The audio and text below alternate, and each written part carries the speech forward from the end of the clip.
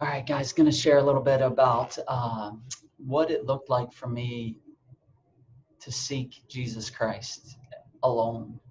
And again, in all of these things, I'm not basing what is true off of my experience alone.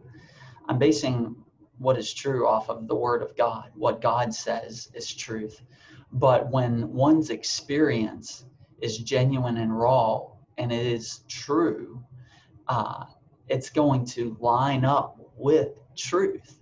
So whenever God says, seek and you shall find, and somebody experientially is seeking, guess what's going to happen? They are going to find, because their experience is what is seen in the truth.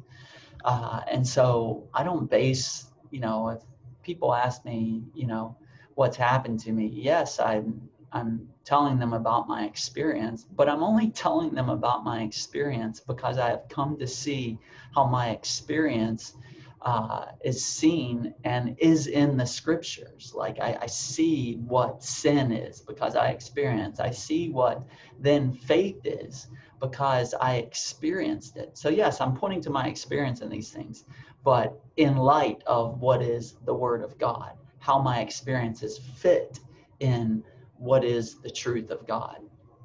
So I'm going to share with you what it looked like for me to seek Jesus Christ, what it looked like pretty much through my whole experience. Because when the anxiety started for me, I didn't realize it was a problem until, and you've probably heard my story, I've shared it, but after the fear about the back pain, I didn't really address it on a spiritual realm at that point. I was just like, I need to get ready for my wedding day, and I want my back to be better. And then the anxiety started for that. But and then even when it switched to like fears about my heart and blood pressure, it still didn't yet. I still didn't like address it on like, oh, I need to seek God and get help in this. Though that was starting to happen. But when insomnia hit for me, when I stopped sleeping, that for me was like the beginning of the terror of, if I don't get saved here, this is going to be a living hell, torture for the rest of my life. So that's when I stopped sleeping, and I look back at this, and I just remember my interactions with my roommates, my interactions with my pastor. I remember looking back and realizing at that point when I like stopped sleeping, like, oh man, this is really, really, really bad, and I need to seek God to get help from these things. So it was that point that and again, I had 28 years of religion, and like I had a lot of facts. So like I had memorized Bible, so I had them in my mind. And so I basically started where I knew where to start, which was like, okay, well, I just got to start memorizing Bible verses that would help me because I was anxious. So I started, writing out cards about peace and all these things, and like trying to just read them and memorize them and speak them out loud, and then I'm talking to all these people about this torture that I was experiencing. And I have many of the people I interact with are still like good friends of me today, but I talked to them. I was like, what do I need to do here? And and all this Christian lingo is being shared. Like, I don't blame any of them for not knowing how to help me out of the terror. Everybody was just trying to do what they knew to do, which was, well, God has to help Will. And so talking about all these things, and there began to be like a really desperation in me of like, I need help in these things. And so that's when really, I guess you could say, the seeking started for me, like seeking to get saved from the terror, because it was really, really bad. And again, this was all happening before the psych ward, like when I stopped sleeping, and I wasn't really working at the time. I was like substitute teaching, but every second of my day became focused on, I need to get out of this. I need to get saved from this terror, intermingled with all the intrusive thoughts, the odd thoughts, crying all the time because I couldn't just, this was terrible. I'm about to be married and I can't get out of this insanity. So I did everything I knew to do. And looking back, if I had counseled myself, if Will Rush like now would have counseled the Will then, I would have probably have told the person, just like I counsel many people now, I would have said, Jesus Christ is alive. Seek the living God and seek an encounter with him. Seek an experience with the one who is alive. I do remember in my terror when I was like, when the insomnia was happening, and I was just, and I wrote a poem about insomnia on one of the videos that I've shared, but I remember like not sleeping through the whole night, just terror, absolute terror. And hearing the birds in the morning and just being tortured by these birds chirping in the morning, and the world was awakening, but I hadn't slept. So I remember in that time, like having this like recognition, like, oh, God is a real person. And it wasn't yet like revelation that he's a real person, but it was just like the cognizance of,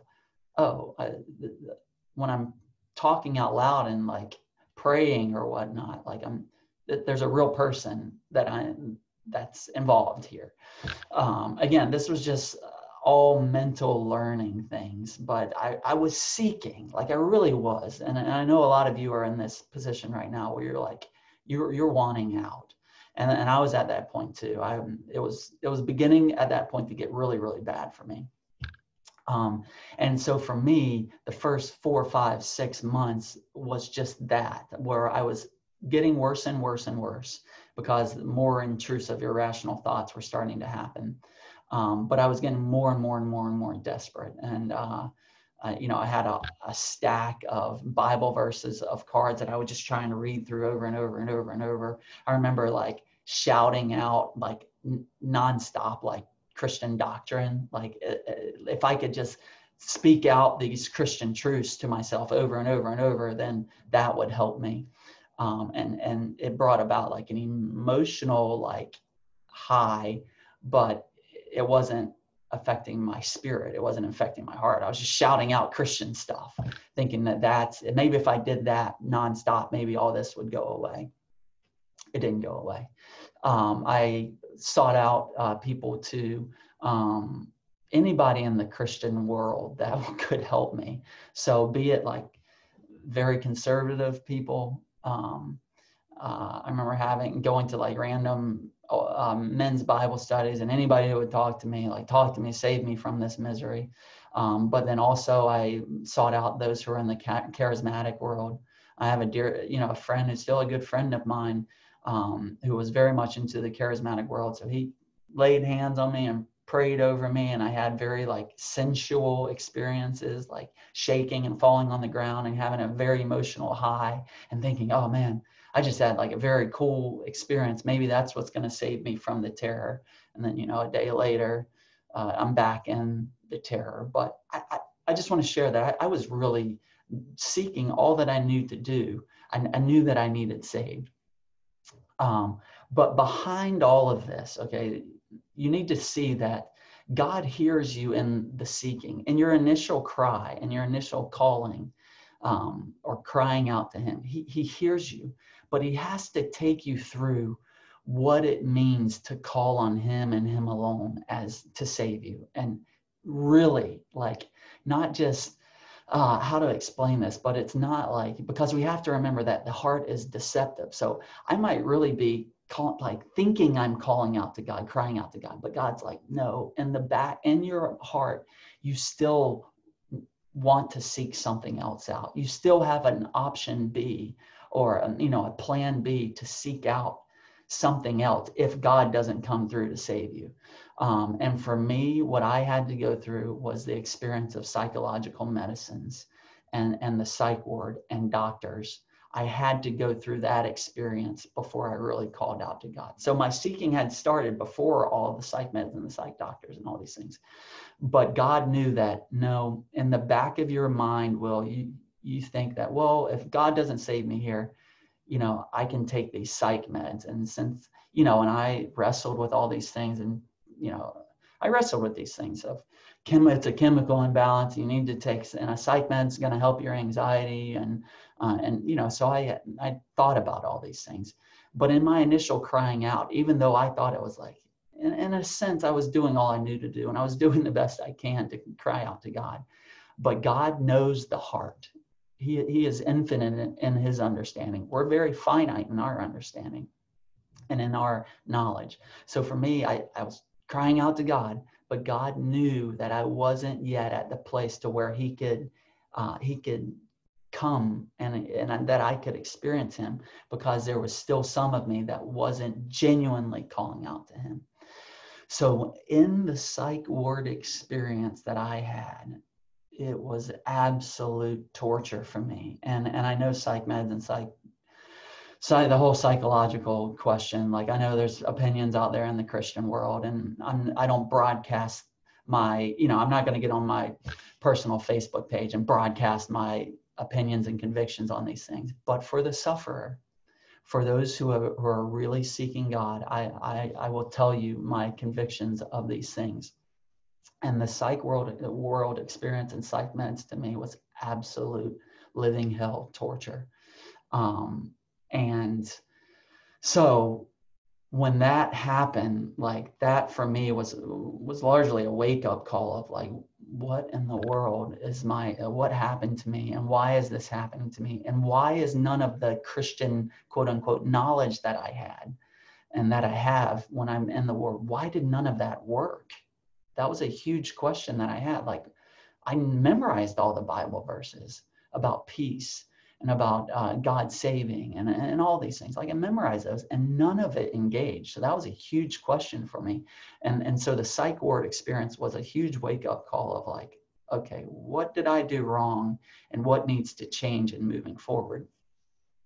So when I got back out of the ward and I went back to where I was, initially living, and I said, okay, I'm going to be more serious about my faith here. But I knew I still needed to, there was still like, I needed to seek God to really be saved here. And I know that the psych meds aren't really saving me. They're just the chemical that I'm dependent upon, which I shared in the last video. So you need to listen to that if you haven't yet. But I knew that there was something of God that I hadn't yet experienced.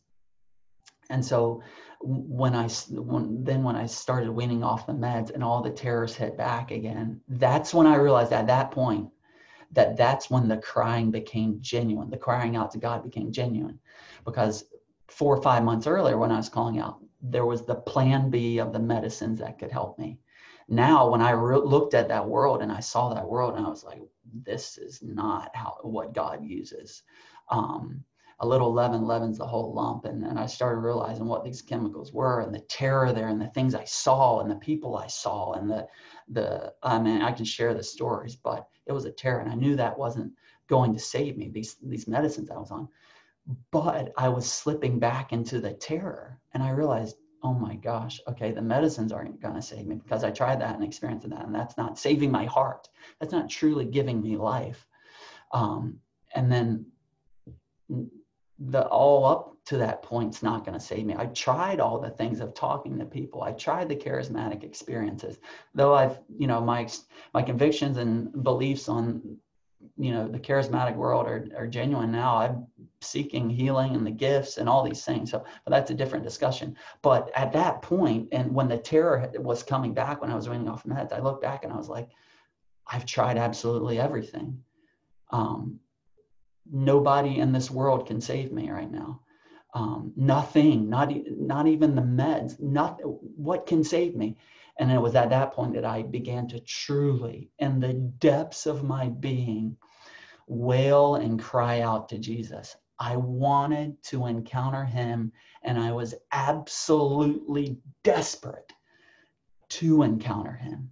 And because the things I was reading in the Bible, like, these are true stories of these people who were insane, and these people who had illnesses, and they were encountering Jesus, and he was saying, your faith has made you well. And he was saying things like, out of the abundance of, he who believes in me, out of the abundance of their hearts shall flow living streams of water. Like, That's what Jesus is saying. And I'm not experiencing it, but I desperately want to experience it. And in my terror, I was like, I just want what Jesus is talking about here. And so it was at that point that in my seeking, that's when I truly look back. Though I do believe I was seeking up to that point, that's when God looked down and said, he's not seeking anything else. There's nothing else to seek because he sought it all else out. He's finally at the point to where I can speak. God, I envision God looking down and saying, I finally have him where I want him, where I'm the only one. God is the only one that can receive glory in the saving, because Will's not seeking out any other saviors anymore. He's only seeking out God. Will was only seeking out God, Jesus. And God says, now that he's at this point, I will speak and I will encounter Will. And so that's when I had my encounter with God. And if you look back at my testimony, I'm pacing around this park in absolute terror, darkness, but I'm thinking about Jesus, thinking Jesus, thinking everything I knew about Jesus. Why? What do I need to encounter him? What has to happen? And it was in that, what would you call it? It was in that mode. It was in that place that God said, okay, he's really seeking me. He's not seeking out anything else. And that's when I had the experience where God spoke to my heart, and all he did was open my eyes. And the first experience that I had with Jesus, he just opened my eyes up to creation. And you can look back at my initial testimony of that, but it was the most euphoric. It was being born again.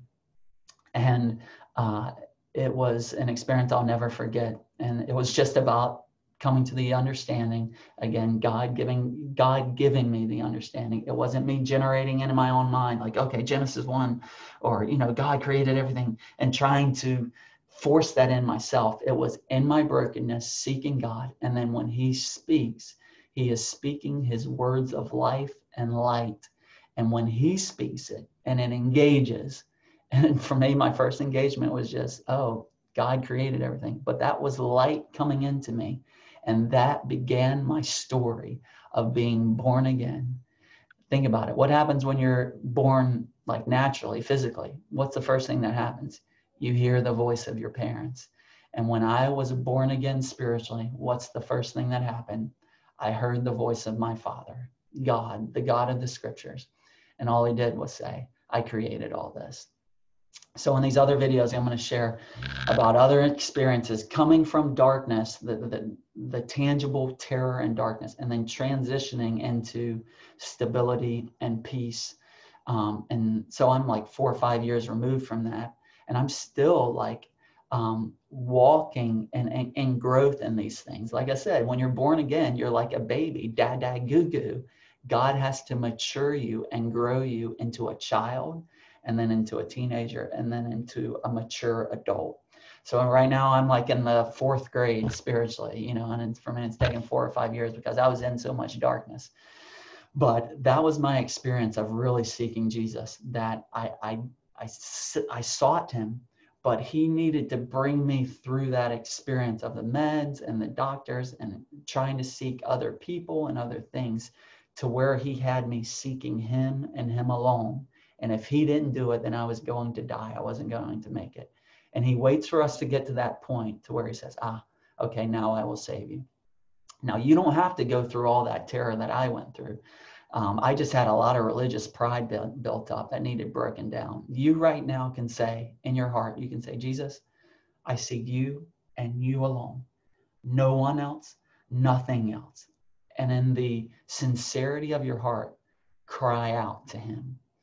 And then also say, Jesus, if you're thinking, well, what about the whole thing of my heart being deceptive? And, you had to go through all that terror. You can also say, Jesus, if I am not sincere in these things, make me sincere, Jesus. I just bring it. I lay before you, Jesus Christ. I come to you and you alone. So you can save yourself from all that terror by just getting to that point quickly, and then experiencing him.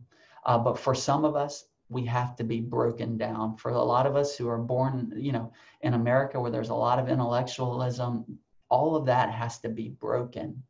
All of what this world is telling, and a lot of churchianity, a lot of churchgoers are telling you that, like, all of that has to be broken to where you're genuinely pursuing Jesus. And those who seek will find. So in these other videos, just going to continue to share these things. Be encouraged. I'm 100% available for you. I know it's difficult, and I know the terror is real, but continue with me in these things. We are going to get you to the feet of Jesus. I'm 100% available. You can message me on the Facebook page, Jesus Heals Mental Illness, or you can email me at jesushealsmentalillness@gmail.com. There are many that I interact with daily. I'm more than available to FaceTime. If you live near Pittsburgh, Pennsylvania, I'm more than willing to get together with you. I'm just available because I know that Jesus is alive, and I want to multiply what he's done in me into your heart as well. So look forward to other videos, and again, reach out anytime, guys.